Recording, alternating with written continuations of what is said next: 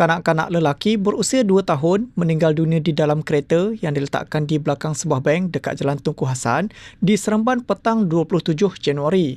Ketua Polis Daerah Seremban, Asisten Komisioner Azhar Abdul Rahim dalam kenyataan berkata, mangsa dikatakan ditinggalkan sejak 8 pagi dan hanya disedari pada 5 petang. Katanya hasil siasatan awal, pihak polis mendapati mangsa tidak sedarkan diri di dalam peroton Saga Putih dan dipercayai ditinggalkan di dalam kenderaan itu oleh ibunya seawal 8 pagi.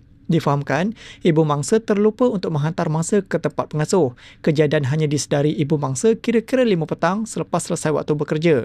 Menurutnya, mangsa disahkan meninggal dunia oleh pasukan perubatan Hospital Tuanku Jaafar HTJ dan dihantar ke Hospital Rembau untuk berdasiasat bagi mengenal pasti punca kematian. Kes disiasat muka Seksyen 31/1/A Akta Kanak-kanak 2001 dan ibu mangsa ditahan untuk membantu siasatan.